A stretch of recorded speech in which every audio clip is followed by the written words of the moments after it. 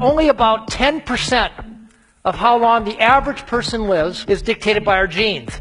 The other 90% is dictated by our lifestyle.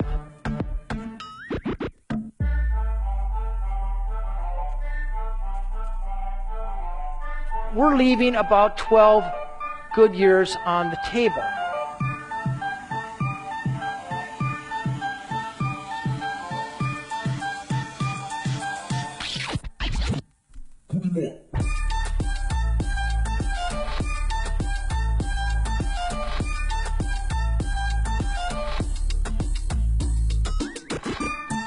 None of them exercise, at least the way we think of exercise. Instead, they set up their lives so that they're constantly nudged into physical activity. The Sardinians live in vertical houses, up and down the stairs. They don't have any conveniences. There's not a button to push to do yard work or housework.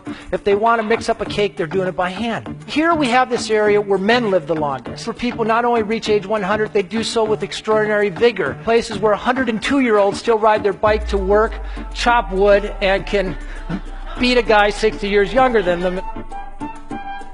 They have vocabulary for sense of purpose.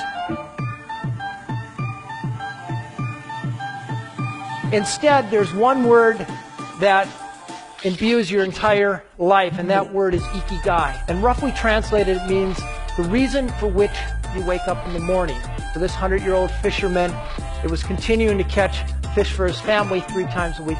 For this 102-year-old woman, her ikigai was simply her great-great-great-granddaughter. And I asked her what it felt like to hold a great-great-great-granddaughter, and she put her head back and she said, "It feels like leaping into heaven." Each of these cultures take time to downshift. The Sardinians pray, the Seventh-day Adventists pray, the Okinawans have this ancestor veneration. When you're in a hurry or stressed out, that triggers something called the inflammatory response, which is associated with everything from Alzheimer's disease to cardiovascular disease. The greatest sort of diet suggestion ever invented is known as the Hara Hachi Bu diet.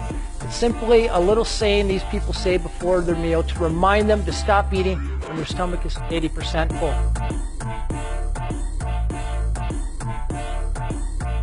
They have all kinds of little strategies to keep from overeating. They eat off of smaller plates.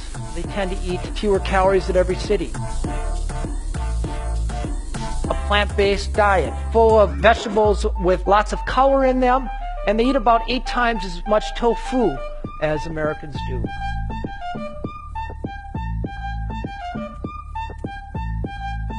Doesn't mean they don't eat meat, but lots of beans and nuts.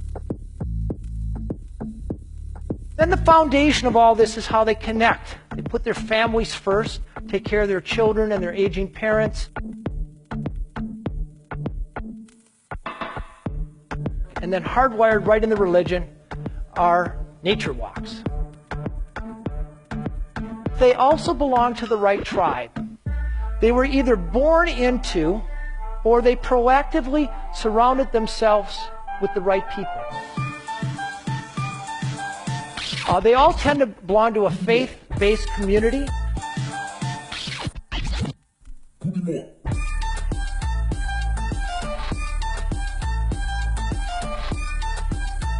The Seventh-day Adventists celebrate their Sabbath from sunset on Friday till sunset on Saturday, a 24-hour sanctuary in time, they call it.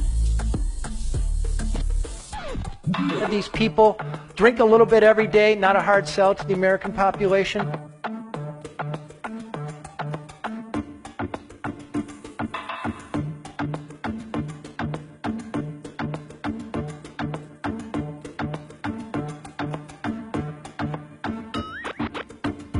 When it comes to longevity, there is no short-term fix in a pill or anything else. But when you think about it, your friends are long-term adventures, and therefore perhaps the most significant thing you can do to add more years to your life and life to your years.